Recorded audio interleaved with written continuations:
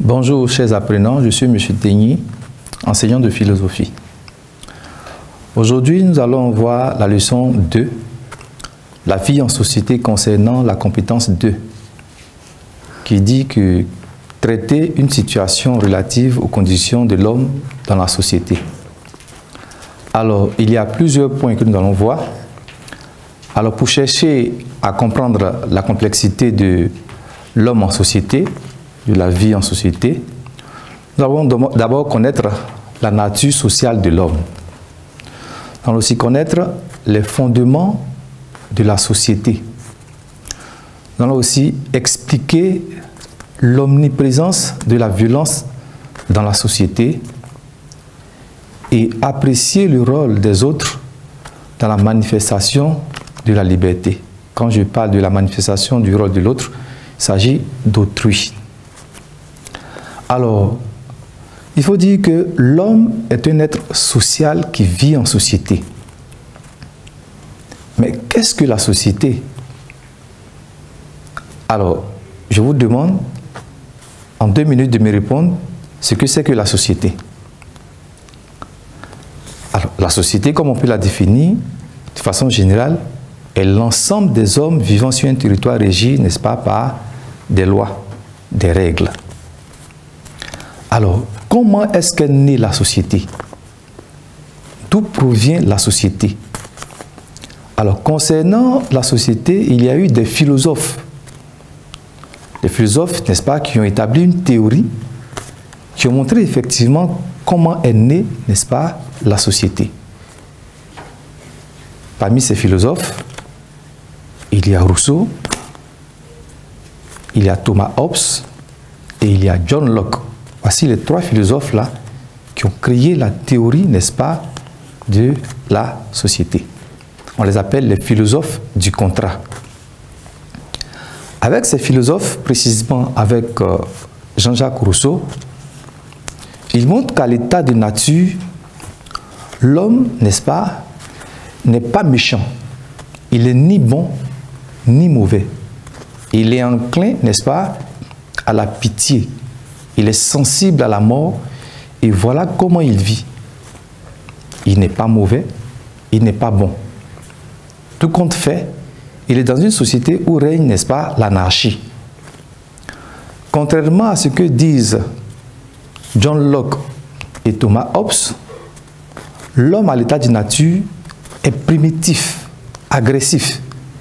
Et donc, avec ces comportements barbares et rébarbatifs-là, les hommes ne sont pas libres en société. Alors, avec cette théorie, n'est-ce pas, de ces philosophes-là, nous allons voir que les hommes étant las, c'est-à-dire fatigués de vivre dans cette anarchie, dans ce chaos-là, vont établir, n'est-ce pas, des règles, et c'est ce qu'on a appelé le contrat social. Ils vont établir des règles pour que règne ce qu'on appelle la société civile. On parlera donc à cette société-là de droit positif. Or, au premier état de nature, on parlait du droit naturel qui était fondé sur les instincts de l'homme. Donc du coup, on quitte d'un premier état dit naturel, primitif, où règne, n'est-ce pas, le droit naturel, l'agressivité, la barbarie, l'anarchie, le désordre, pour rentrer dans un autre état dit civil, c'est-à-dire l'état de droit. À cet état-là, il faut dire que les lois qui règnent viennent pour polir les comportements de l'homme, viennent pour organiser, n'est-ce pas, la vie des hommes en société. Du coup, l'État, par sa présence des lois-là, viennent pour canaliser les hommes en société. Ces lois-là deviennent comme étant un garde-fou par rapport à la vie en société. Alors, on va voir que malgré la présence des lois, autrui, donc les hommes qui vivent en société, manifestent quelquefois de la violence. C'est pourquoi on constate des guerres, des bagarres, des viols, des brimades. Malgré la présence des lois qui nous demandent, n'est-ce pas, de bien nous comporter en société. Malgré la présence des règles qui viennent pour nous interdire, n'est-ce pas, par rapport à nos mauvais comportements que nous exprimons en société. Alors, comment cela se manifeste? Il va se dire que l'homme, malgré ces lois qui sont établies là, l'homme se détourne de ces règles-là. Il fait fi donc du gouvernant, des chefs, des autorités, n'est-ce pas, pour pouvoir manifester son droit naturel. Alors, malgré ce droit naturel-là, l'homme, quelque part, devient ici fautif. C'est pourquoi aujourd'hui, on parlera, n'est-ce pas, de l'armée, de la police et de la gendarmerie. Et c'est pourquoi ce philosophe anglais, Louis Althusser, n'est-ce pas, exprime ici ce qu'on appelle sa philosophie, n'est-ce pas, politique. Il traduit ici que l'État a des appareils.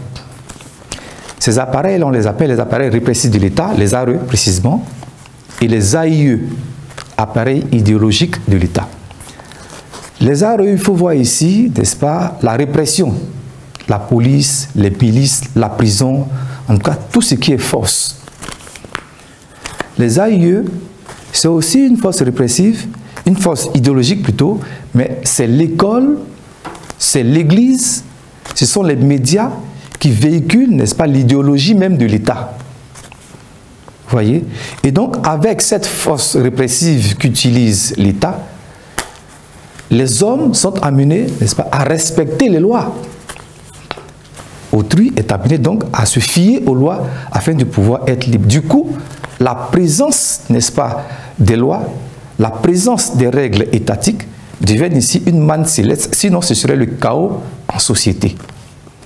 Alors, malgré ces comportements que l'homme vit en société, que l'homme manifeste en société, là, il y a aussi des frustrations entre les hommes eux-mêmes. On parle ici du rapport des hommes. Comment se passent les rapports des hommes? Je vais vous demander de me répondre en 5 minutes. Comment est-ce que les hommes vivent en société? Est-ce que ces rapports-là sont toujours sur de bons rapports? Est-ce que ça se passe correctement? Alors je dirais que ce n'est pas toujours le cas. Parce que l'homme en société vit certaines frustrations, n'est-ce pas, des autres. Du coup, nous allons voir ici la nécessité, n'est-ce pas, du rapport de l'autre. C'est-à-dire quoi? Que voir ici que l'autre n'est pas toujours utile à notre réalisation, à partir du moment où il nous fait subir certaines frustrations. Et c'est pourquoi ce philosophe français, je dirais Jean-Paul Sartre, dans Huis clos, dira que l'enfer, c'est les autres. Ici, c'est une forme métaphorique que l'auteur utilise pour montrer ici le malheur, n'est-ce pas, que les autres nous créent. Quand il dit que l'enfer, c'est les autres, c'est pour dire que malgré que nous vivons en société, les frustrations, les difficultés que nous vivons par rapport aux autres, n'est-ce pas, tout cela constitue sur le malheur. Donc, l'enfer, n'est-ce pas, que nous créent les autres. Mais ce n'est pas tout. Il y a aussi ces philosophes, n'est-ce pas, vous allez le voir dans le cours, Hegel, par exemple, qui parle ici de la tragédie du maître et de l'esclave. Quand Hegel parle de la tragédie du maître et de l'esclave, il montre ici, n'est-ce pas, la souffrance de l'esclave. L'esclave qui est opprimé par le maître. Vous voyez? Et donc, le maître est celui-là qui est le dominant. Celui-là qui demande, n'est-ce pas, à l'esclave de lui faire, par exemple, à manger, de lui cuire un œuf. Et du coup, l'esclave se sent obligé, se sent faible. Donc ici, il y a une conscience dominante, il y a une conscience qui est dominée. On peut voir ici là que l'esclave est opprimé. À partir de cette image que Hegel donne, on montre ici quelque part que autrui, n'est-ce pas, peut causer notre nuisance, notre malheur. Mais l'esclave aussi quelque part, n'est-ce pas, a une conscience de soi. Il ne sera pas, il ne va pas se laisser dominer. Parce que quelque part, lui aussi, il devient le maître du maître lui-même. Parce que sans le maître, n'est-ce pas, effectivement, l'esclave n'est rien, mais sans l'esclave, le maître, lui, il n'est rien. Ce que Hegel a appelé la tragédie du maître de l'esclave. Parce que si, par exemple, le maître demande à l'esclave de lui cuire un œuf qu'il ne le fait pas, du coup, le maître, donc le dominant, devient dominé par l'esclave qui devient lui le maître. Voici un peu cette image-là que prend, n'est-ce pas, Hegel. Alors, ce n'est pas tout. C'est vrai que souvent, il se passe des rapports difficiles entre les hommes, la jalousie, la frustration, la méchanceté, les rancœurs, les rancunes. Mais est-ce que il faut toujours voir cela, n'est-ce pas, d'un seul plan? Est-ce que nous ne pouvons pas pousser plus loin nos réflexions pour voir la nécessité, l'utilité, n'est-ce pas, de l'autre pour nous? Alors je vous pose la question de me donner un peu les raisons pour lesquelles l'autre, l'altérité peut être utile à notre réalisation. Effectivement, vous allez me parler, n'est-ce pas, de bien d'auteurs, mais on sait que l'autre peut être utile à notre égard à partir du moment où, par lui, on peut apprendre. Par lui, on peut apprendre. Et c'est pourquoi, avec Sartre, l'autre est un miroir pour moi. Il dit que l'autre est le moi qui n'est pas moi.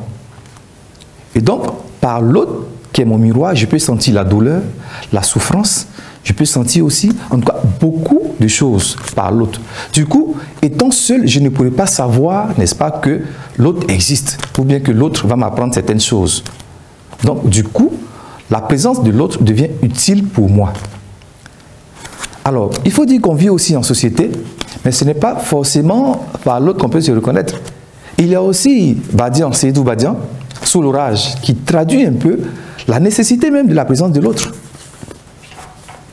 La nécessité de la présence de l'autre. Parce que imaginez-vous, on vit dans une société et vous avez des soucis, des problèmes, qui, n'est-ce pas, vous viendra en aide, si ce n'est que l'autre. Alors c'est ainsi qu'avec Seydou Badian, l'autre paraît vraiment utile, nécessaire à notre réalisation à partir du moment où c'est lui, n'est-ce pas, qui nous viendra en aide.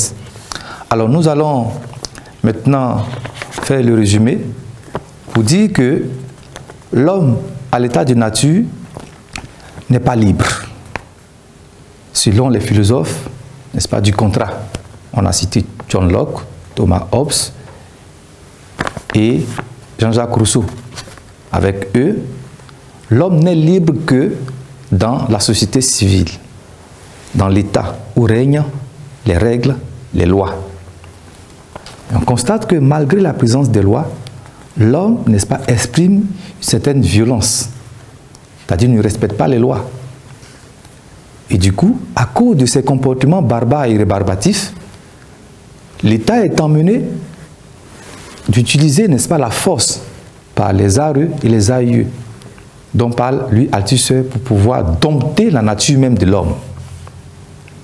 Et donc, avec cette violence que l'homme possède, que l'homme manifeste dans la société, là, on comprend du coup que la violence est inhérente même à la nature de l'homme. Mais faut-il balayer du revers de la main la présence de l'État? Non. Parce que l'État est présente pour organiser, n'est-ce pas, la vie en société. Parce que la violence de l'homme, elle, est basée sur l'instinct. On dira que c'est une violence instinctive. Elle n'est pas organisée. Or, la violence qu'utilise l'État pour pouvoir dompter, organiser la vie en société, elle est dite légitime et légale. Du coup, l'homme ne peut être libre que par la présence de l'État. Nous allons nous arrêter aujourd'hui, mais vous allez prendre ces deux exercices-là et puis les traiter, voir comment vous avez pu comprendre le cours. En 1, sujet 1, l'homme est-il responsable de soi? Et en 2, l'inconscient est-il un fantôme? Merci, chers apprenants. Vous étiez en compagnie de M. Denis, enseignant de philosophie que je suis. Pour toutes vos questions, vous pourrez aller sur la page Facebook de EFTV. De là, portez-vous bien et à la prochaine séance.